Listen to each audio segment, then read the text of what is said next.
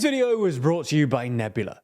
On Saturday, the New York Times released a poll showing that 47% of American voters now strongly disapprove of how President Joe Biden is handling the job, the highest figure recorded at any point during his presidency. In more bad news for the Democrats, that same poll found that Trump now enjoys a 5-point lead over Biden at the national level, and that voters were more than twice as likely to say that Trump's policies had helped them rather than Biden's. This is just the latest in a flood of bad polls for the president, and there's now an emerging consensus, not just in Washington but also among America's allies, that a second Trump presidency is basically inevitable. Nonetheless, while Trump is clearly the bookies' favorite, American politics is nothing if not unpredictable, and a Biden win is still very much a possibility. So in this video, we're going to take a look at 3 reasons why it might feel unlikely at the moment, but Biden could still beat Trump in November. Before we start, if you haven't already, please consider subscribing and ringing the bell to stay in the loop and be notified when we release new videos. So, before we get into it, and before you jump down our throats for how blatantly pro-Biden this video is for a nominally impartial channel, we should say that we'll be doing a 3 reasons Trump will win video very soon. So, chill out, subscribe, and get notified when that video is released. The first reason that Biden could win is that Democrats have outperformed the polls in basically every special election since Biden took office. But it's also worth saying that the polling isn't actually as decisive as it first looks. Broadly speaking, there are 5, maybe 6 swing states that will decide the election: Michigan, Wisconsin, Pennsylvania, Arizona, Nevada, and maybe Georgia, although it looks pretty certain that Trump will win in Georgia at this point. And in all of these states, Trump looks to have a relatively strong lead. Focal data polling from January, for instance, gave Trump leads ranging from 2 points in Michigan through to 9 points in Georgia.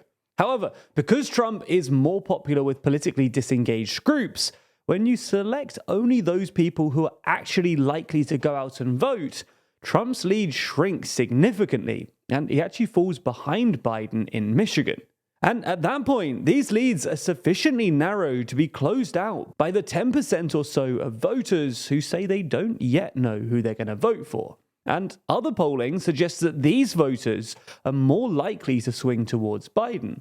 That New York Times poll we mentioned in the intro, for instance, found that voters who basically say they hate both candidates, known as double haters, actually prefer Biden by a 12-point margin. Interestingly, these double haters have proven to be a reliable proxy in the past. They preferred Trump to Clinton in 2016 and Biden to Trump in 2020. On top of that, history shows that incumbent presidents usually put on weight in the run-up to the election.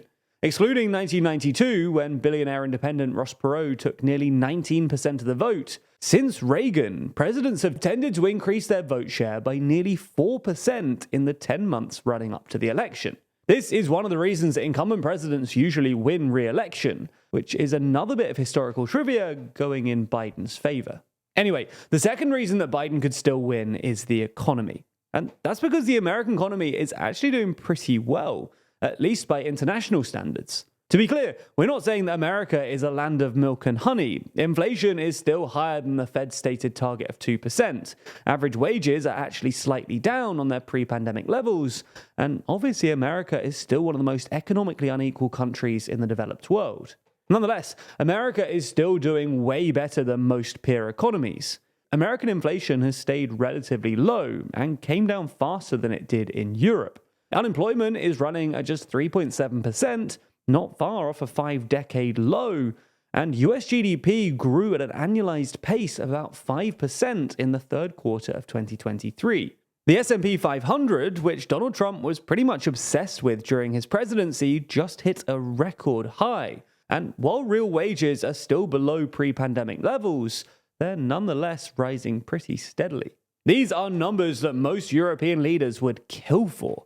In much of Europe, inflation is still unpalatably high, wage growth is stagnant at best, and many countries are flirting with recession. Indeed, a recent Treasury analysis of IMF data suggests that the US has done better than literally all of its international peers. Nonetheless, despite America's apparent success, American voters are dismally downbeat about both the economy itself and Biden's economic policies, or Bidenomics. No one knows for sure why this is, and it's been a topic of debate in the media for a while now. Biden's team apparently think it's because voters are just misinformed about the economic situation in the US.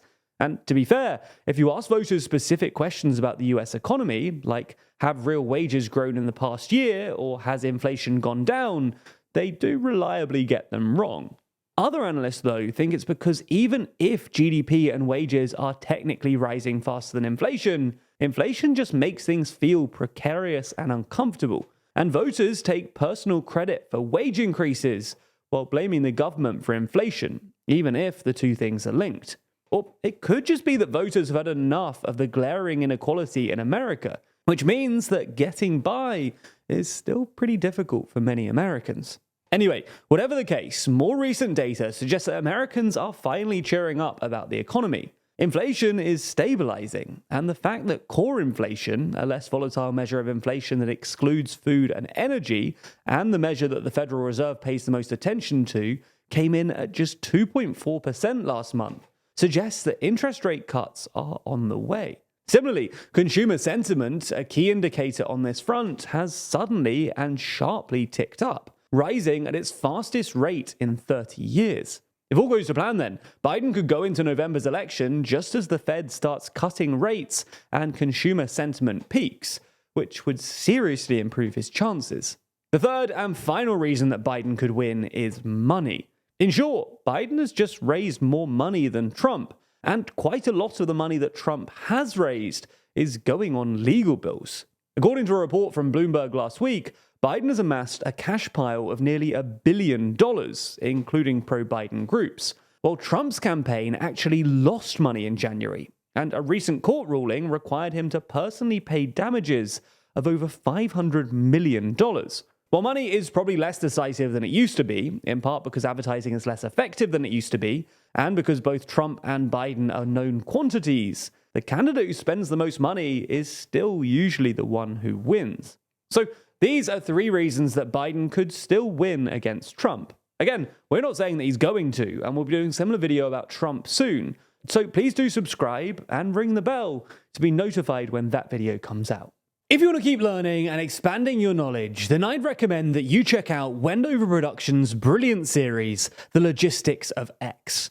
Now, you likely know Wendover already, but in this series, they dive deeper into the logistics and operations behind everyday things, from search and rescue operations to ski resorts and coal mining. One episode that I think you'll particularly enjoy is their latest, which gets into the logistics of weapons manufacturing, something that's key to a number of topics we regularly discuss on TLDR videos, and something that directly impacts wars and conflicts around the world. It's a brilliantly researched and thorough series that's exclusively available on our streaming service, Nebula. Now, as you likely know, Nebula is a service that we built with a bunch of our creator friends and is the home to tons of smart, educational content from all of your favorite creators. The best part is that by signing up, you not only get access to exclusive series like The Logistics of X, Modern Conflicts from Real Life Law, or China Actually by Polymatter, it also directly supports TLDR. That's because you signing up contributes to the budget of these big budget documentaries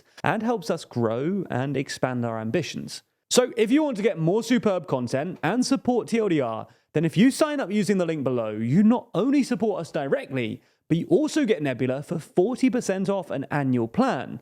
That's less than £2 a month. So thanks for your support and for backing Nebula.